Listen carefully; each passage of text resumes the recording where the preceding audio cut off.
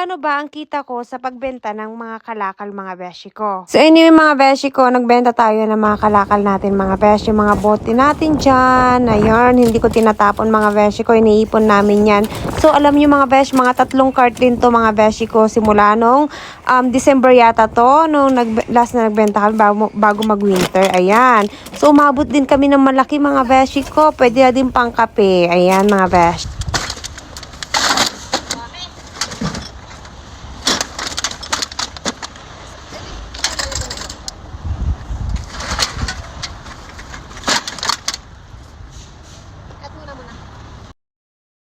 So yun na mga beshi, mga 3 cart din yan mga beshi ko, at malaki-laki din ang inabot. O diba mga beshi?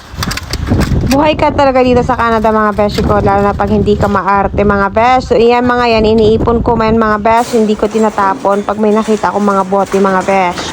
Kasi sayang din eh. So pag binenta mo yan, pag naipon mga beshi, malaki din ang halaga. Anyway, ganito pala sila mag-process dito mga beshi ko. Ang bilis. Ayan tapos karamihan dito sa mga nag-work dito mga beshi, mga Pinoy. Kaya okay lang, magbabait din nila mga beshi ko. Shout out pala sa mga taga Walden Home Battle Depot mga beshi. Ayan, ganyan ang kanilang processing dito mga beshi. Napakabilis. Ayan. Masipag ka lang dito sa Canada mga beshi, hindi ka talaga magugutom. Ayan. Kasi nga yung mga basura nyo dyan, pwede talagang maging pera mga beshi. Ayan lang naman. Dati naman sa Pilipinas, hindi ko to nagagawa mga beshi ko. Pero dito sa Canada, grabe. Hindi talaga namin tinatapon at iniipon namin. Then, ibebenta na mga beshi. Ganun lang talaga ang life dito sa Canada mga beshi ko. Basta masipag ka lang at madiskarte ka, buhay ka mga beshi. Anyway, yun lang naman for today's video mga beshi ko. Kukunin na natin. Tapos na tayo niyan. Kukunin na natin ang ating pera mga beshi ko. Magkano nga ba ang kinita natin sa pagkakalakal mga beshi?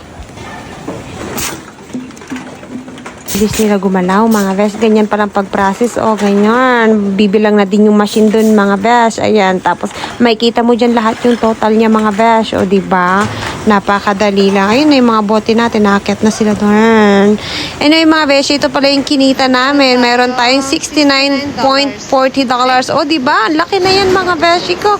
More than 3,000 ata yan sa Pinas pag kinonvert mo mga besh. So ayan mga besh ko, pwede na natin i-withdraw ang ating money. Ayan. Mga $69.40 din tayo dyan mga beshi ko. Yan yung pinaka-ATM machine nila dyan. Dyan natin kukunin yung pera mga beshi ko. Ayan. So mayroon tayong $69.40 mga beshi ko. Anyway, yung dyan, kinuha ko lang yung mga bills, pero yung mga coins mga besh, tinip ko naman dyan sa mga tao. Anyway mga beshi ko, thank you so much again for watching mga besh. Please follow and share mga besh. Yes, mga besh, thank you. Bye-bye for now, mga beshi ko. Sana nag-enjoy kayo sa aking mini vlog, mga besh. Yan ang ating mini vlog for today. Bye, mga beshi ko.